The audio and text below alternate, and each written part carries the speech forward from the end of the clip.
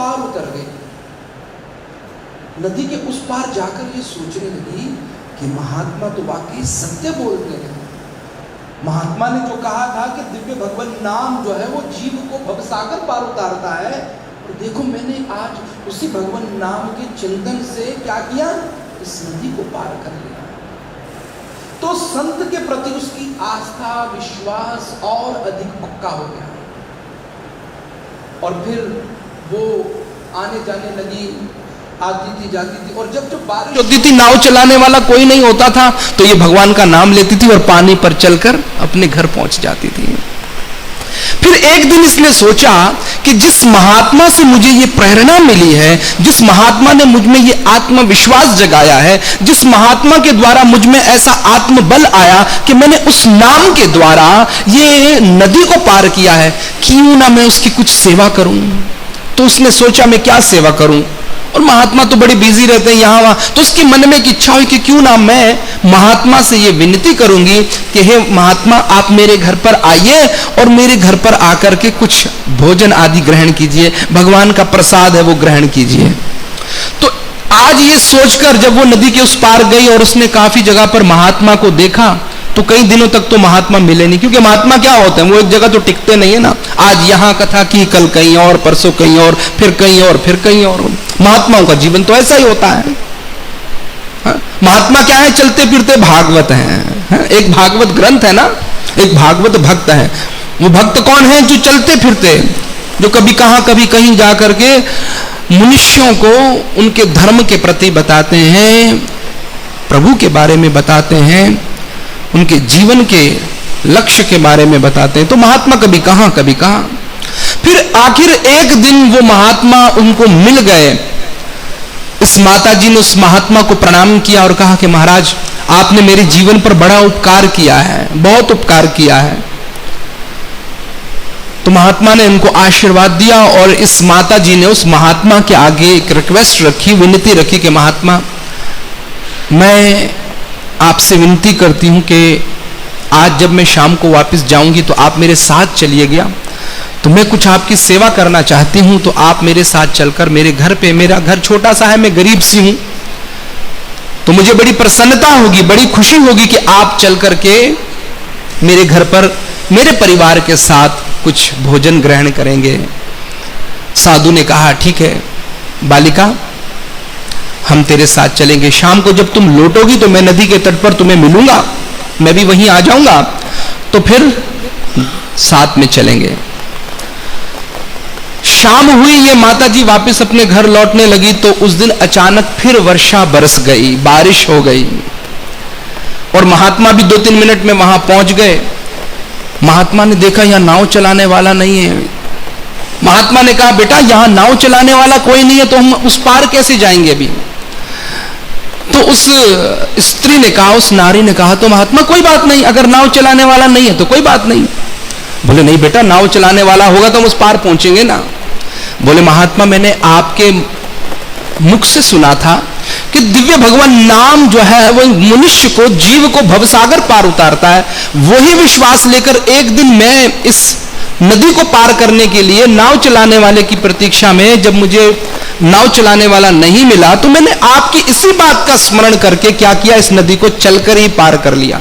और मैं तब से ऐसे ही करती हूँ, जब भी बारिश होती है तो मैं किसी कश्ती वाले का इंतजार नहीं करती हूँ, मैं भगवान का नाम लेती हूँ और नदी को पार करके वहां पहुंच जाती हूँ। तो ऐसा बात करते करते करते उसने भगवान का नाम लिया और वो नदी के उस पार पहुंच गई, और नदी के उस पार पहुंचकर महात्मा को आवाज लगाई कि आइए ना आप भी। अब महात्मा डर रहे हैं। कभी कभी कहने वाले क्या उस प्रकार से विश्वास नहीं होता, लेकिन सुनने वालों का हो जाता है।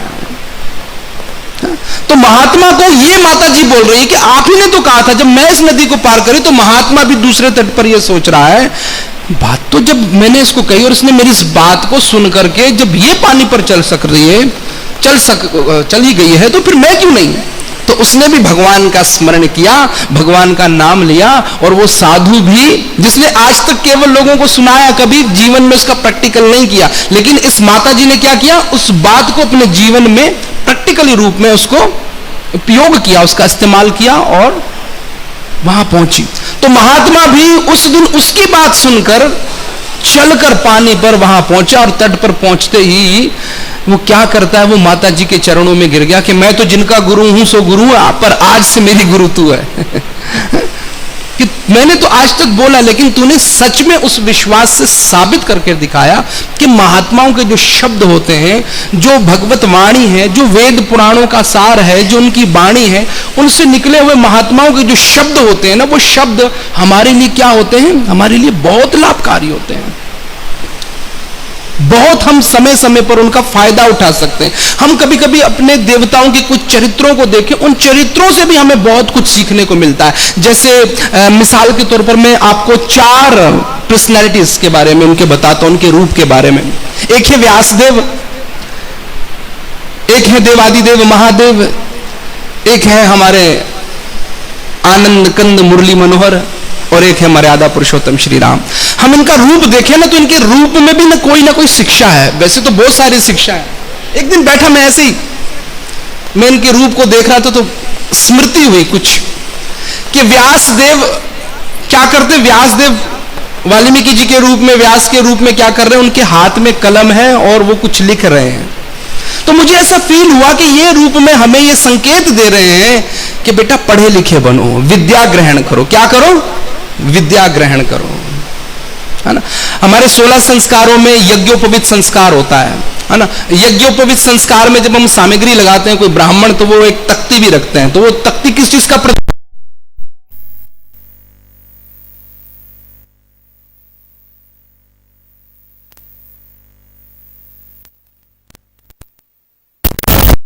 विद्या ग्रहण करनी है। क्या ग्रहण करनी है, विद्या ग्रहण करनी है। महादेव जी के रूप को देखो तो महादेव जी का रूप कैसा है, वृक्त रूप है। हम अन्य देवी देवताओं को देखते हैं, बड़े आभूषण पहने, माणिक मोती पहने, लेकिन महादेव, तो महादेव जी अपने रूप से हमें सिखा रहे हैं सिंपल लिविंग, हाई थिंकिंग। अपनी सोच को बहुत सुंदर बनाओ, अपने विचारों को सुंदर बनाओ, लेकिन जीवन को बिल्कुल सादगी के साथ जियो। हम उल्टा कर रहे हैं, हम उनके रूप को कुछ समझ नहीं रहे, उल्टा कर रहे हैं। हमारे विचार, हमारी भावनाएं क्या हैं, बेकार होती जा रही है। लेकिन बनाओ जिंदगी का, जीवन कैसा जीने, कॉटन का सूट होना चाहिए, ये होना चाहिए, वो होना चाहिए, ऐसा मोबाइल होना चाहिए।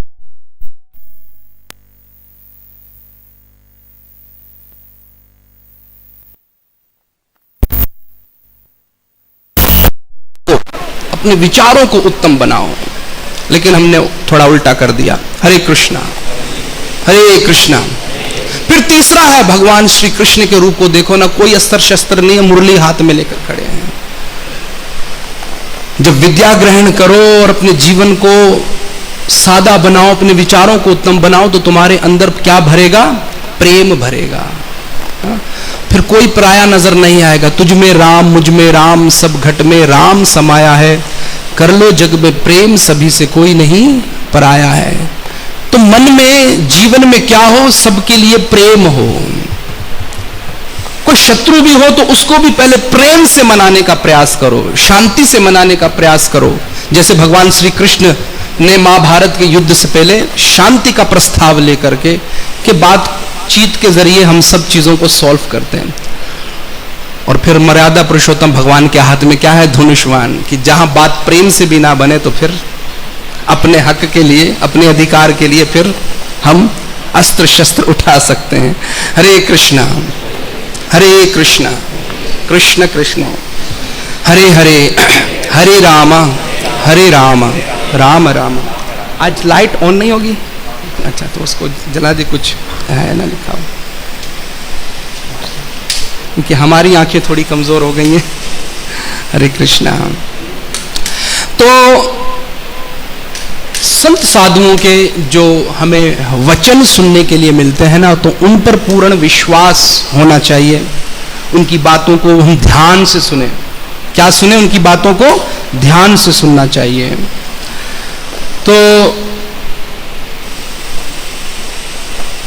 दरबार साहिब में जो प्रसंग चल रहा है, मुझे ये बताया साईं बाबा ने कि श्रीमद् भागवत के दूसरे स्कंद की लीला चल रही है, उनका उस पर चल रहा है।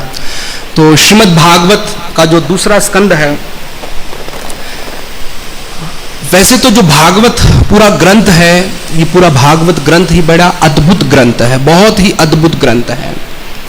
इसमें जो भगवान की लीलाएं हैं वो लीलाएं बड़ी अद्भुत हैं। और ये जो भगवान ने जो भी लीलाएं की है ना, विशेषकर ये लीलाएं मेरे और आप जैसे जो कलिकाल के जीव हैं ना, हमारे उद्धार और हमारे कल्याण के लिए। क्योंकि हम डायरेक्ट भगवान का मेडिटेशन नहीं कर सकते, ध्यान नहीं कर सकते, ध्यान में नहीं आएंगे भगवान के। हम बैठकर जो है ना वो किसी योग सिद्धि के द्वारा भगवान को मेडिटेशन करें, भगवान का ध्यान करें। लेकिन अगर हम भगवान की लीलाओं का चिंतन करते हैं, जो भगवान ने इस धरातल पर आकर भिन्न भिन्न अलग अलग प्रकार की अपने भक्तों के साथ मिलकर जो लीलाएं की हैं, उन लीलाओं का यदि हम चिंतन करते हैं तो उस लीलाओं के द्वारा भगवान हमारे ध्यान में जल्दी आ जाते हैं। और भगवान जब हमारे ध्यान में आते हैं तो हम भगवान से आसानी से कनेक्ट हो सकते हैं। और जब कनेक्ट होंगे तो हमारे हृदय में भगवान के प्रति जो एक प्रेम है वो प्रेम उत्पन्न होगा। और जब प्रेम उत्पन्न होगा तो प्रेम का एक स्वभाव है, उसका एक लक्षण है, गुण है कि प्रेम जो है अपने प्रेमी का चिंतन करवाती है। क्या करवाती है? चिंतन। संसार में भी यदि अगर हमारा किसी से प्रेम हो जाए तो वो प्रेमी हमारी चेतना में बसा रहता है ना। उसके बारे में हम दिन रात सोचते हैं, वो कैसा है, वो क्या कर रहा है, वो क्या कर रही है, वो क्या खा रहा है, वो क्या खा रही है, उसने क्या पहना है, क्या नहीं पहना है, उसका फोन कब आएगा, वो हमारी चेतना में घूमता रहता है। अगर वही प्रेम यदि हमारा भगवान से हो तो वो प्रेम भी क्या करेगा, हमसे निरंतर भगवान का स्मरण करवाता रहेगा, चिंतन करवाता रहेगा। तो श्रीमद् भागवत के दूसरे स्कंद पर मुख्तसरन थोड़ा सा हम दृष्टि डालेंगे। श्रीमद् भागवत के दूसरे स्कंद में टोटल 10 अध्याय हैं। कितने अध्याय हैं? टोटल 10 अध्याय हैं। हरे कृष्णा। तो पहले अध्याय, दूसरे स्कंद के पहले अध्याय में जो है वो शुकदेव गोस्वामी राजा परीक्षित को कुछ उपदेश दे रहे हैं, जो बातें वो बताना चाह रहे, तो मुख्तसरन उनका कुछ उपदेश उसके बारे में बता रहे हैं शुकदेव गोस्वामी, परमहंस शुकदेव गोस्वामी। फिर दूसरे अध्याय में शुकदेव गोस्वामी ये बताते हैं कि किस देवता की पूजा करने से क्या मिलता है, क्या मिलता है, क्या क्या फल हासिल होते हैं। दूसरे अध्याय में शुकदेव गोस्वामी जी राजा परीक्षित के द्वारा राजा परीक्षित से संबोधित करते हुए हम सबको ये बता रहे हैं कि किस किस देवता की पूजा करने से क्या मिलता है। बोलो हरे कृष्णा। सॉरी, दूसरे अध्याय में भगवान ने, तीसरा अध्याय था, दूसरे अध्याय में भगवान ने बताया है कि भगवान अपने भक्तों का हर समय कैसे ध्यान रखते हैं। जो भगवान के भक्त हैं, जो अपना जीवन भगवान को समर्पण कर देते हैं, तो भगवान अपने उन भक्तों को कैसे जो है ना हर समय उनके रक्षक बनकर उनके साथ रहते हैं। ये जो है वो शुकदेव गोस्वामी ने राजा परीक्षित को बताया। और तीसरे में यही कि किस किस देवता की पूजा करने से मनुष्य को क्या प्राप्त होता है। और चौथे अध्याय के इस दूसरे स्कंद के चौथे अध्याय में राजा परीक्षित का शुकदेव से भगवान की लीला का वर्णन का जो है ना वो वर्णन हुआ है कि भगवान क्या क्या लीला कर रहे हैं, भगवान की लीला का कारण क्या है। तो और परीक्षित ने ये शुकदेव गोस्वामी से पूछा है कि आपने मुझे अलग अलग देवताओं के बारे में बताया कि फलां देवता की पूजा करने से ये मिलता है, लेकिन वो तो देवता है ना, मुझे आप भगवान के बारे में, मैं भगवान के बारे में सुनना चाहता हूँ, भगवान का चिंतन में श्रवण करना चाहता हूँ। तो कृपा करके मैं आपसे प्रार्थना कर रहा हूँ कि मुझे भगवान की लीलाओं के बारे में जो है ना वो बताइए। तो फिर चौथे अध्याय में जो है वो परमहंस शुकदेव गोस्वामी जी महाराज राजा परीक्षित को भगवान का जो लीलाएं की उनके बारे में मुख्तसरन बताते हैं। फिर क्योंकि 10वें स्कंद में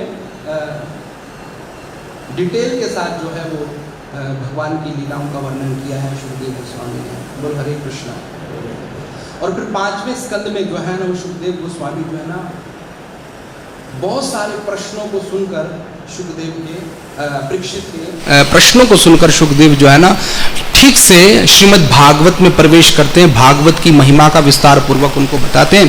और फिर 6ठे अध्याय में ब्रह्मा जी का नारद के साथ जो है क्या होता है, संवाद होता है, जिसमें ब्रह्मा जी भगवान के विराट रूप के बारे में बताते हैं। क्योंकि भगवान का एक विराट रूप है। भगवत गीता जब हम पढ़ते हैं तो भगवत गीता का 11वां अध्याय भी विश्व रूप योग है, विश्व रूप योग दर्शन है।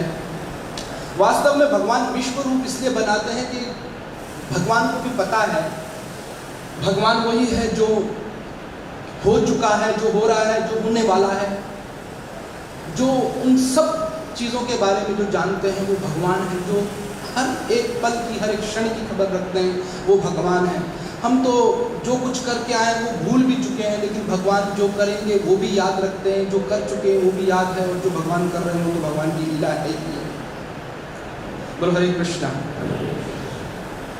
तो भगवान जो है, जो विराट रूप है, विराट रूप भगवान ने इसलिए भी अपना प्रकट किया है कि कई ऐसे लोग हो सकते हैं जो स्वयं या तो भगवान बन बैठते हैं या फिर वो किसी ना किसी को कहते हैं कि ये भी भगवान है। तो परीक्षित ने सुखदेव गोस्वामी से जो भगवान के विषय में पूछा है, तो भगवान ने जो बताया, तो भगवान के जितने अवतार हैं उन अवतारों का कहीं ना कहीं वेद शास्त्रों में, पुराणों में, उपनिषदों में कहीं ना कहीं उनके वो जो है वो प्रमाण मिलते हैं कि भगवान ने इस जगह पर, जैसे श्रीमद् भागवत में भगवान के 24 अवतारों का वर्णन हुआ है, लेकिन उन 24 अवतारों में क्लियर रूप से जो है ना वो श्री चैतन्य महाप्रभु के बारे में नहीं है, लेकिन गुप्त रूप से श्री चैतन्य महाप्रभु के बारे में भी श्रीमद् भागवत में भगवान की लीला है। और श्री चैतन्य महाप्रभु के बारे में एक लीला आती है भगवान की 10वें स्कंद में, जहाँ राधा रानी भगवान श्री कृष्ण के विरह में, राधा रानी भगवान श्री कृष्ण के विरह में यमुना के तट पर बैठी अकेली रो रही है, आंसू बहा रही है, क्योंकि कृष्ण ने मिलने का वादा किया है कि मैं इस समय आकर के यमुना के तट पर आपको मिलूंगा, आपके साथ बैठेंगे। तो राधा रानी ने देखा कि कृष्ण अभी तक आए नहीं, बहुत समय बीत गया, आए नहीं। तो राधा रानी जो है वो कृष्ण के विरह में कृष्ण को याद कर करके आंसू बहाने लगी। जब आंसू बहाने लगी तो कुछ देर के बाद श्री कृष्ण आए और श्रीमती राधा रानी को रोते हुए देखा, आंसू बहाते हुए देखा। क्या करते हुए देखा? रोते हुए देखा। तो कृष्ण ने कहा कि भाई तुम मेरे विरह में रो रही हो, तुम अब भी रो रही हो। तो राधा रानी कुछ बोले नहीं और बस रोती जा रही है। तो कृष्ण ने फिर पूछा, भाई क्यों रो रही हो राधे, क्यों रो रही हो? मैं आ तो गया हूं, क्यों रो रही हो? तो राधा बोलती है, कृष्ण तुम नहीं समझोगे, तुम क्या जानो मैं क्यों रो रही हूं। भगवान कृष्ण कहते हैं, अरे मैं नहीं जान सकता, मैं भगवान हूं, मैं संपूर्ण सृष्टि का स्वामी हूं, मैं सब कुछ जानने वाला हूं, मैं सब कुछ जानता हूं। मुस्कुराकर राधा रानी जो रो रही है वो मुस्कुराकर रोते हुए, क्योंकि एक मुस्कुराहट व्यक्ति वो है जो बस हंसता रहता है, एक रोना है जो बंदा रोता रहता है, एक रोना ऐसा भी होता है जो किसी खुशी में रोता है या किसी मुस्कुराहट में रो भी रहा है और मुस्कुरा भी रहा है। अक्सर भक्त लोग जब भगवान के विरह में होते हैं, भगवान की लीलाओं का चिंतन कर रहे होते हैं, रो भी रहे होते हैं और चेहरे पर मुस्कुराहट भी होती है, मुस्कुरा भी रहे होते हैं।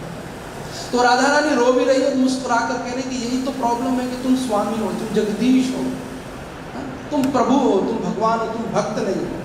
तुम भक्त होते ना तो तुम्हें पता होता कि भक्त की हृदय में तुम्हारी विरह की क्या पीड़ा होती है, क्या तकलीफ होती है। तो कृष्ण ने कहा इसमें कौन सी बड़ी बात है, लाओ मुझे अपना लहंगा चोली दो, मैं लहंगा चोली पहन लेता हूं, तुम मेरा मोर मुकुट पहन लो, तुम कृष्ण बन जाओ, मैं राधा बन जाता हूं।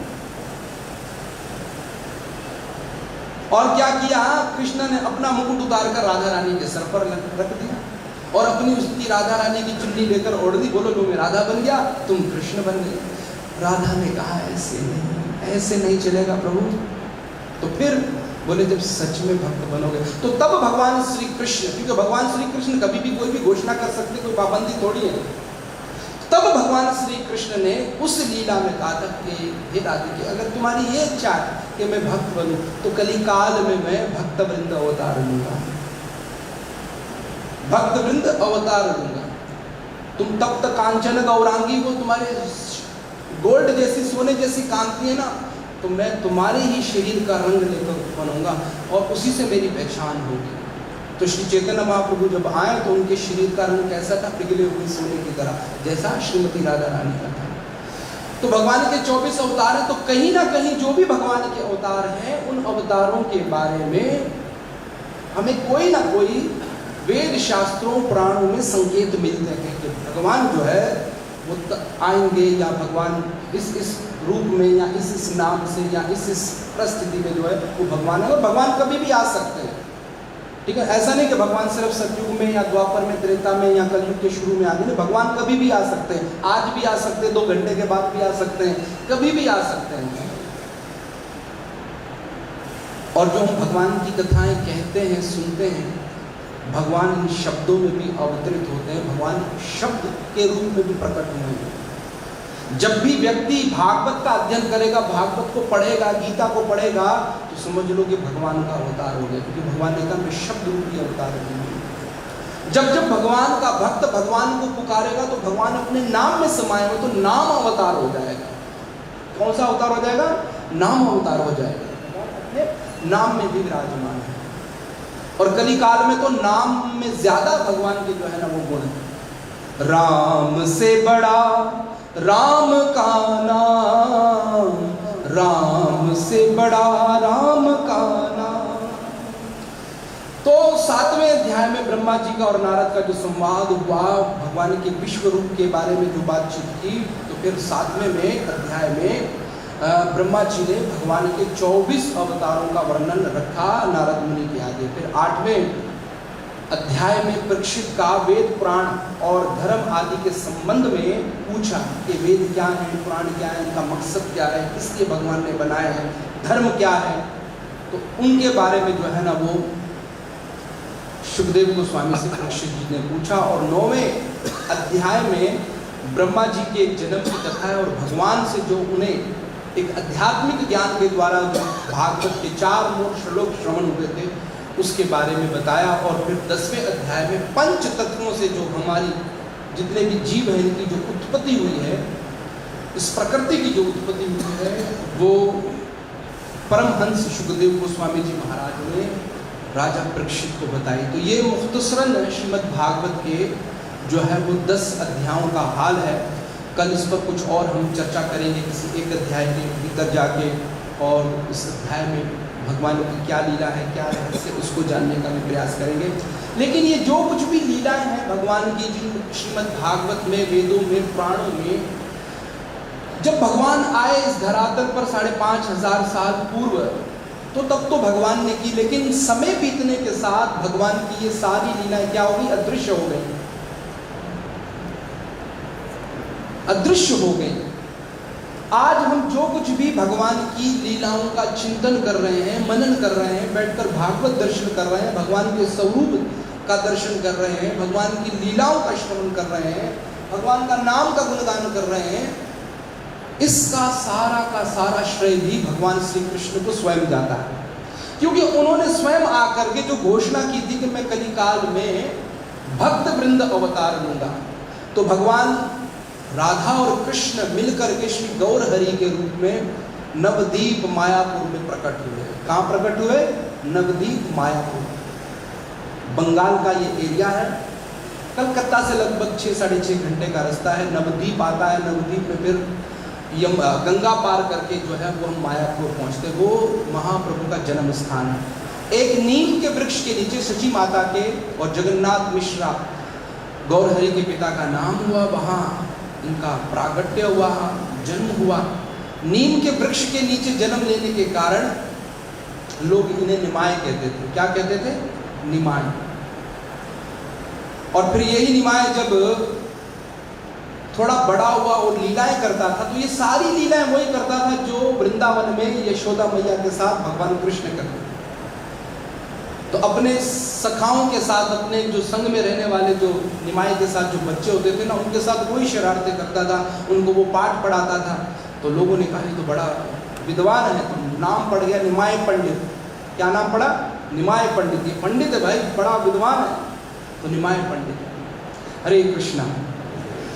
तो ये जो पुनः दोबारा से वृंदावन की खोज हुई है, वृंदावन की खोज से जो भगवान की लीलाओं के बारे में चला पता, क्योंकि भगवान श्री कृष्ण ने साक्षात वहाँ लीलाएं की थी, तो उन लीलाओं को दोबारा से प्रकट करने वाले भी श्री गौरहरि हैं। भगवान श्री गौरहरि ने अपने बहुत सारे पार्षदों को, अपने सेवकों को जो भेजा कि जाओ और जा करके इन स्थानों की खोजना करो, तो यहाँ से जो चीज़ें प्रकट होंगी उसके बारे में बताओ। तो रूप गोस्वामी, सनातन गोस्वामी, श्यामानंद पंडित और भी बहुत सारे आचार्य जाकर उन्होंने वृंदावन की खोज की। और एक दिन फिर साक्षात खुद श्री गौरहरि मायापुर से वृंदावन की ओर प्रस्थान करते हैं। बोलो हरे कृष्ण। बहुत सुंदर भजन भी है। इस भजन के साथ इस कथा और लीला का हम चिंतन करते हैं। गौरहरि जब मायापुर को छोड़कर मायापुर से वृंदावन की ओर आ रहे हैं, तो क्या दृश्य था वो, कैसा वातावरण था और क्या अनुभव था, उसका हम थोड़ा सा दर्शन करते हैं, उसका आनंद लेंगे। बोलो हरे कृष्णा, हरे कृष्णा। तो श्री गौरहरि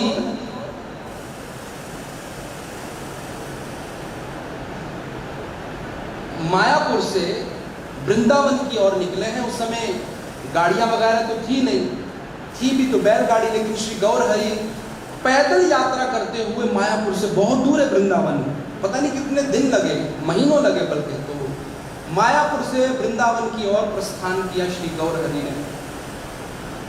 और जैसे ही वो वृंदावन के नजदीक पहुंचे और डोलते हुए आ रहे थे, हाथ दोनों ऊपर किए हुए डोलते हुए, तो उसी पर आधारित एक बहुत सुंदर भजन है। डोले डोले गौराचा हरि गुण गाए, डोले डोले गौराचा हरि गुण गाए। डोले डोले गौरा चंद्र हरि गुण गाए। डोले, डोलते हुए हाथ ऊपर किए, जैसे मदहोशी में कोई जैसे किसी नशे में लुप्त हो जाए, किसी मदहोशी में लुप्त हो जाए, ऐसे श्री गौरहरि अपनी उन्हीं लीलाओं को जो उन्होंने हजारों वर्ष पहले की थी, वही लीलाओं को दोबारा से खोज करने के लिए, मेरे और आपके कल्याण के लिए, उनकी खोजना करने के लिए श्री गौरहरि वृंदावन की ओर प्रस्थान करें। मैं चाहूँगा कि आप सब इस भजन में साथ दें, धीरे धीरे गाएंगे, बड़े प्रेम के साथ, बहुत रस मिलेगा। डोले डोले गौराचा हरि गुण गाओ, डोले डोले। सरल है ये बंगाली भाषा के पास, लेकिन आसानी से करें। डोले डोले गौराचा हरि गुण गाए,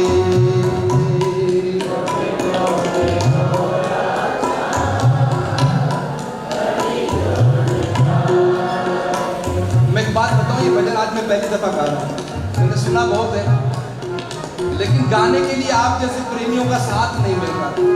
और मैंने सोचा था ये भजन पीर जो बोर्ड में जाकर गाऊंगा, क्योंकि वहाँ के जो भक्त हैं वो बड़े श्रद्धालु हैं और वो बहुत अच्छा गाते हैं, हम तो टूटा फूटा गाने वाले हैं। आप लोगों को सुनकर बड़ी खुशी होती।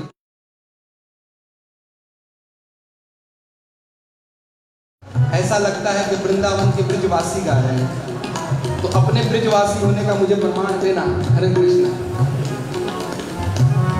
डोले डोले गौराचा हरि गुण गाए, गाइए। डोले डोले गौराचा हरि गुण गाए, आशिया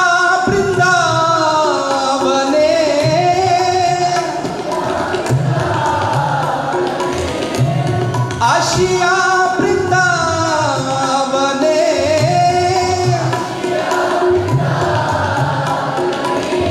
हिलते डुलते आ रहे हैं श्री गौरहरि महाप्रभु वृंदावन की ओर। और कैसे आ रहे हैं? नाचे गौरा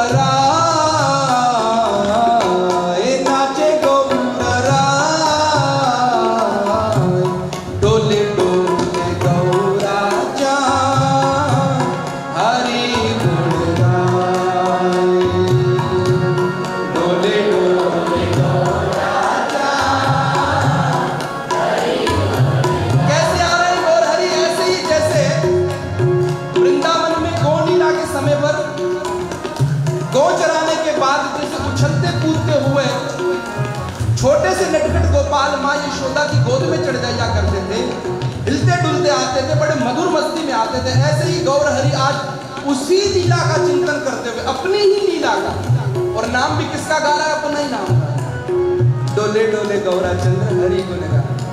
क्योंकि राधा रानी ने क्या वचन बोला था कि जब तुम सच में भक्त बनोगे तो भक्त के हृदय में भगवान के लिए क्या विरह है, इसको उस विरह में क्या आनंद मिलता है ना, वो तुम तब जानोगे। तो भगवान श्री गौर हरि आज राधा रानी की उसी बात को, आज वृंदावन की ओर जा रहा हूँ ना, तो वृंदावन में मेरे इन भक्तों ने, इन गोपियों ने, मेरे इन सखाओं ने मेरे विरह में जो आनंद लिया मैं भी उसका लूंगा। तो गौर हरि क्या कर रहे हैं? अपना ही नाम ले रहे हैं। डोले डोले गौरा चाँद हरि गुण गाए, डोले डोले गौरा चाँद हरि गुण गाए। आशिया वृंदावने, आशिया वृंदावने, नाचे गौर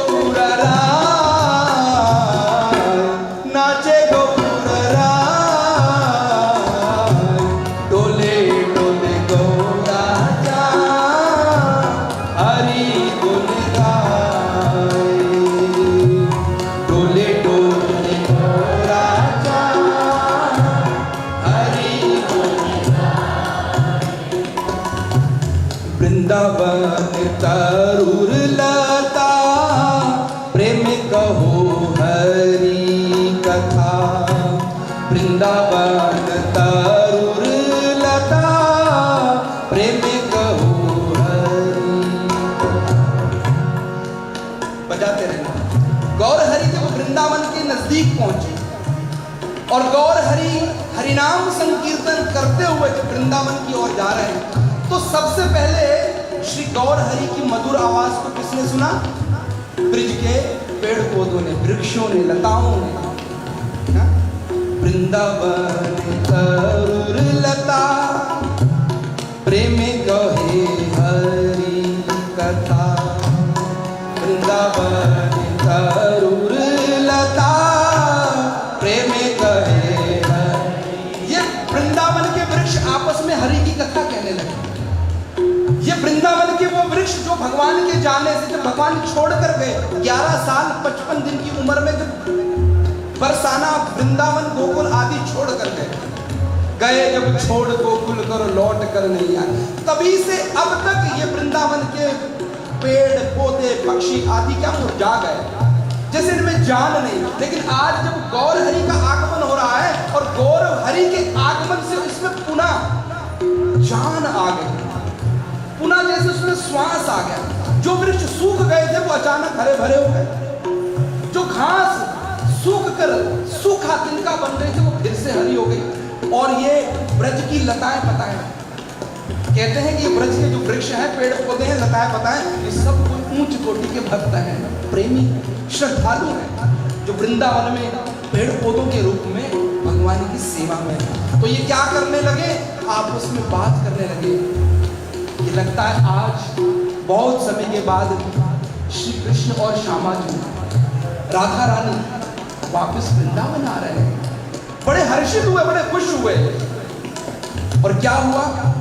पेड़ पौधों के बाद जो वृक्ष के बैठे हुए पक्षी थे, उन पक्षियों के कानों में वो आवाज गई, निकुंजर पक्षी गोले, निकुंज पक्षी गोले, गौरव निकुंज पक्षी गोले, निकुंज पक्षी। वृक्षों पर बैठे हुए जो पक्षी हैं, पक्षी हिंदी में भी पक्षी बोलते हैं ना, पक्षियों, और बंगाली और संस्कृति में भी पक्षी बोल रहे हैं। निकुंजरे पक्षी बोले, पक्षी आपस में बात करने लगे। पक्षी भी हर्षित हो गए और श्री गौर हरि जैसे बोलते, जैसे उनकी आवाज आ रही ना, वैसे ही बैठे। गौर क्या बोल रहे? हरि हरि हरि हरि,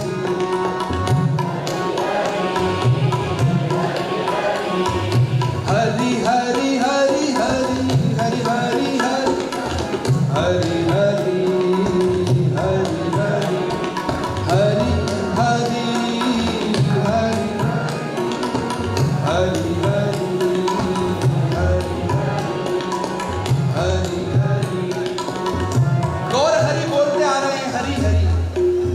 का कीर्तन करते हुए आ रहे।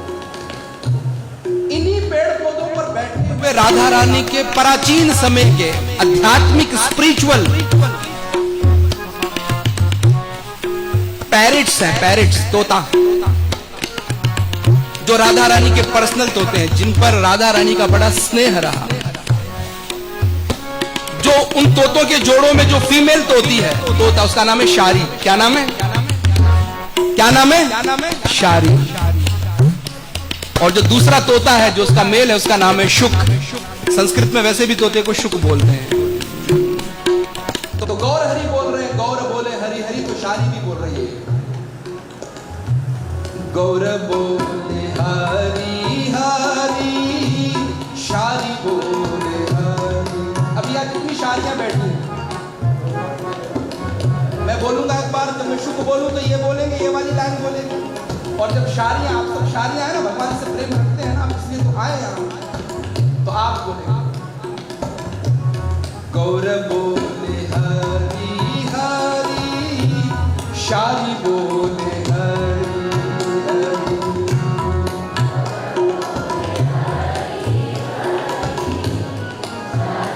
शारियों की आवाज थोड़ी बड़ी मध्यम है, बड़ी धीमी आवाज है। शारी तो बहुत सुंदर बोलती है, घर में जब बोलती है तो सब सुनते हैं, कोई नहीं बोलता है।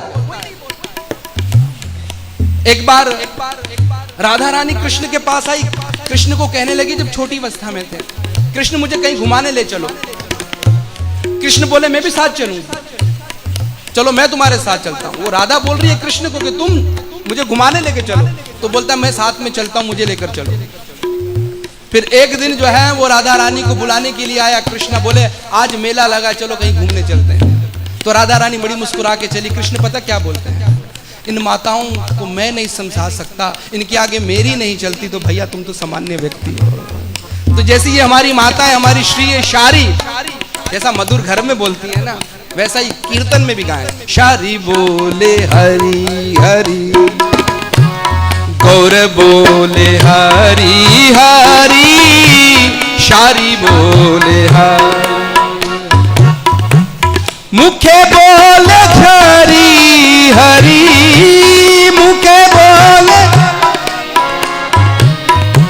सुख बोले हरि हरि, सुख बोले हरि।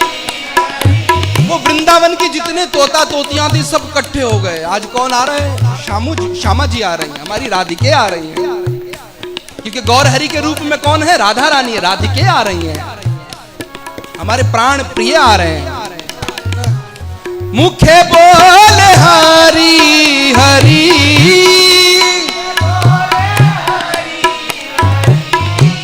हरि नाम गाए, हरि नाम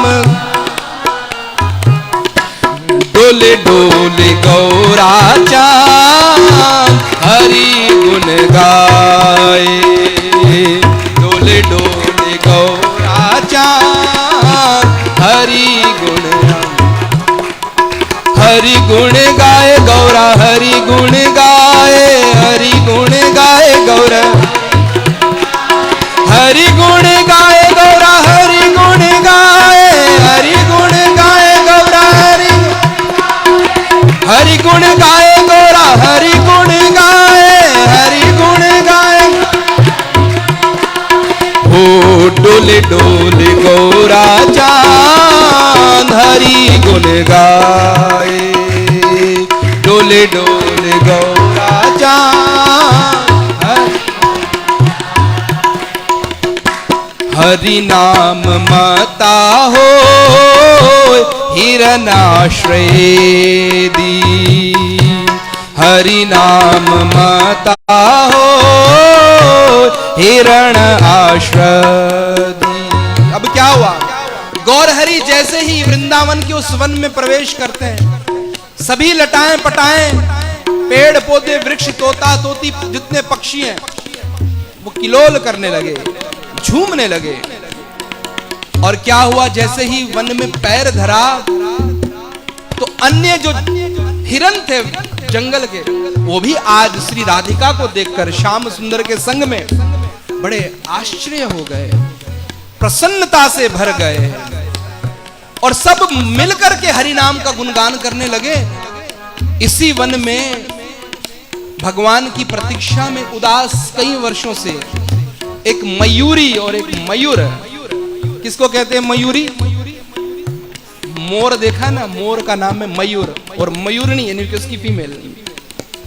इन्होंने देखा अरे गौर हरि राधिका जी श्याम सुंदर के संग में है, तो प्रसन्नचित्त होकर के मयूर और मोर ने क्या किया, अपने पंख खोल लिए उनके स्वागत में, गौर हरि के स्वागत में अपने पंख खोल दिए। और सारे पशु पक्षी जितने हैं वो भगवान गौर हरि के साथ कीर्तन करते हुए जा रहे हैं। लेकिन मयूर और मयूरी ये कैसे चल रहे हैं? ये उल्टा चल रहे हैं। ऐसे चलता है ना, ये उल्टे चल रहे हैं। गौर हरि बीच में है, ऊपर पक्षी हैं गौर हरि के साथ कीर्तन करने वाले, आजू बाजू में ना जाने हिरन हैं, वन के सारे जंतु हैं, और आगे आगे मोर और मयूरी पंख फैलाए चल रहे हैं। कि बहुत समय के बाद श्री राधिका और श्री गिरधर लाल प्रवेश किए, तो उनके स्वागत में मोर ने पंख खोल लिए और उल्टा चल रहे हैं, ताकि भगवान का स्वागत हो और भगवान हमें देखते हुए आगे की ओर चले। मयूर मयूरी प्रेमे, मयूर मयूरी, मयूरा मयूरी प्रेमे,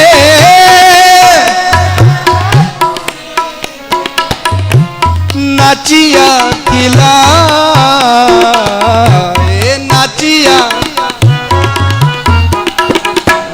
नाचिया खिलाए, अपने मोर पंख खिला करके क्या कर रहे हैं, नाचते हुए गौर हरि के साथ, कि गौर हरि पुनः इस पावन वृंदावन की धरती पर आए। नाचिया खिला, नाचिया खिला,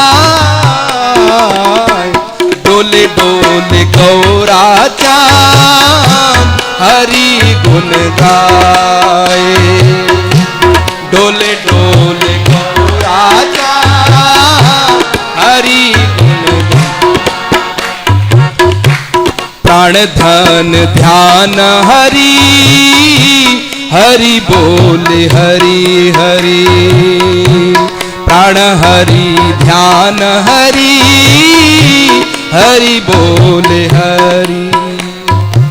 जो इस पूरे ब्रजवासियों के प्राण धन हैं,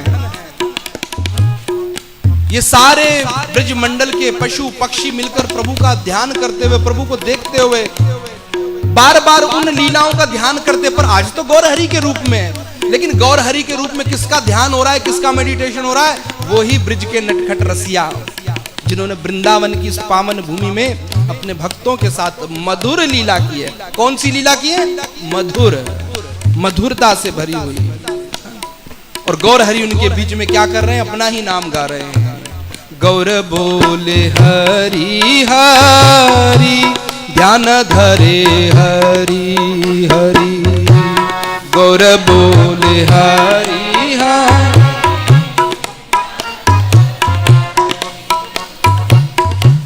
हरि नाम गाए गाए, रास गले जाए जाए, हरि नाम गाए गाए, रास गले जाए जाए।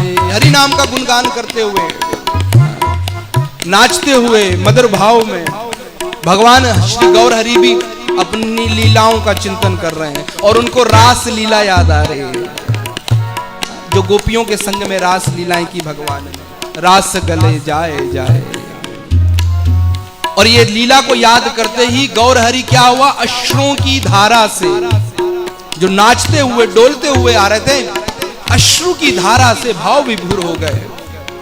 और उन्हीं पशु पक्षियों के बीच में, उन लताओं के ब्रिज में श्री गौर हरि मूर्छित हो गए। क्यों मूर्छित हो गए?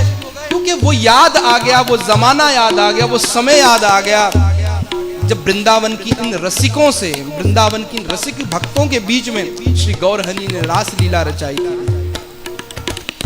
वो रास लीला जिनके बीच बजाई, ना जाने कितने जन्मों की तपस्या साधना के बाद श्री गौर हरि के साथ उनको उस रास करने का मौका मिला। मयूर और मयूर नदी से यमुना से जल भर भर के कोई चोंच में और महाप्रभु को जगा रहे हैं, छिड़काव कर रहे हैं। और फिर किसी ने यमुना का जल भर ला कर उनके ऊपर उड़ेल दिया। यमुना का जल पड़ते ही महाप्रभु गौर हरि उठकर बैठ गए और पुनः दोबारा से डोले डोले गौरा चांद हरि गुण गाए, डोले डोले गौरा चांद हरे कृष्णा कृष्णा कृष्णा हरे हरे, हरे राम राम राम हरे हरे।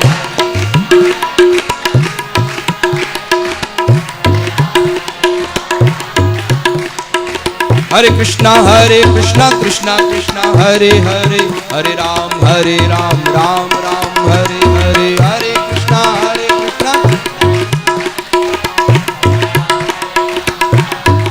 सब ब्रज रसिकों के साथ मिलकर गौर हरि हरि नाम को प्रदान कर रहे हैं, हरि नाम का प्रसाद बांट रहे हैं और सभी मिलकर गा रहे हैं। हरे कृष्णा कृष्णा कृष्णा हरे हरे, हरे राम राम राम हरे हरे। कृष्णा कृष्णा हरे हरे राम हरे कृष्णा कृष्णा हरे हरे, हरे राम राम राम हरे हरे।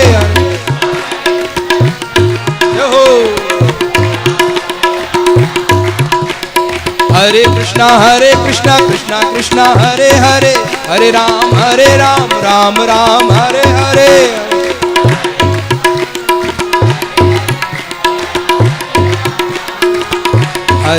हरे कृष्णा कृष्णा हरे हरे, हरे राम राम राम हरे हरे।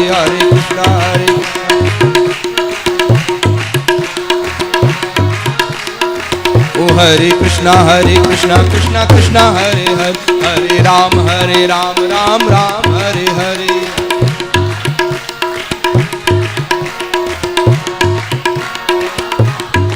ओ हरे कृष्णा कृष्णा हरे हरे, हरे राम राम राम हरे हरे।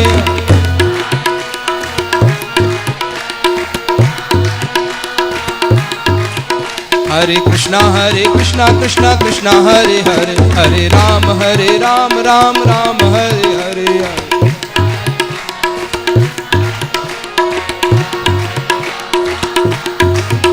हरे कृष्णा कृष्णा कृष्णा हरे हरे, हरे राम राम राम हरे हरे।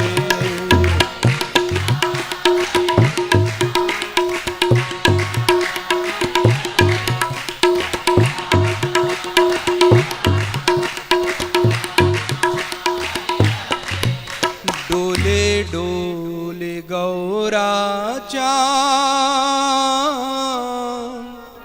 हरि गुण गाए, आशिया वृंदावने नाचे गौररा।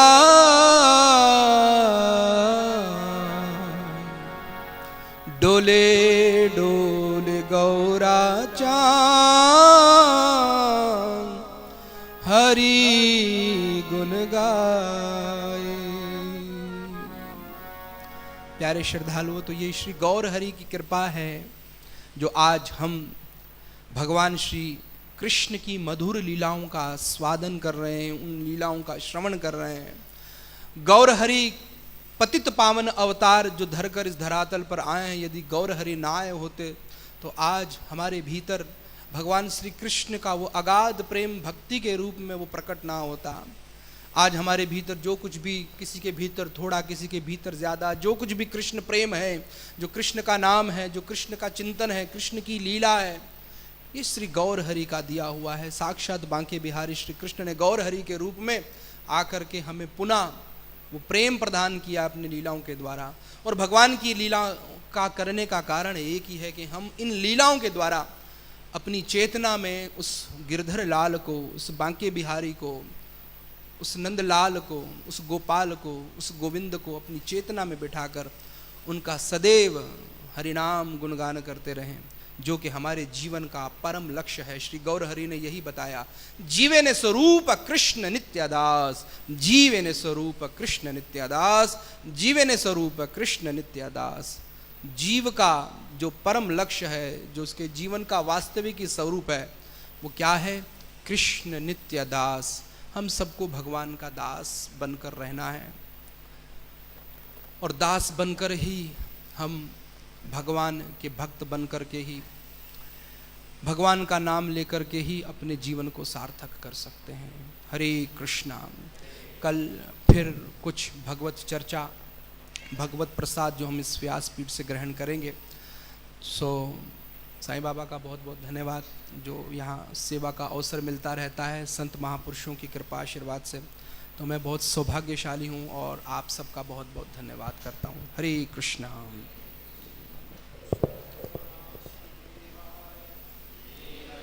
नंदनाय च नंदगोपकुमाराय श्रीगोविन्दाय नमो नमः।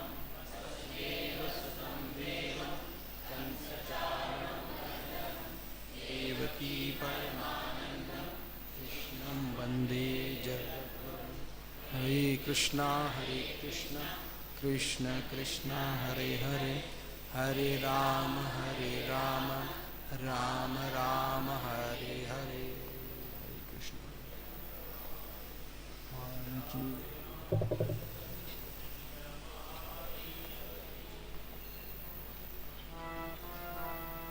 Thank you.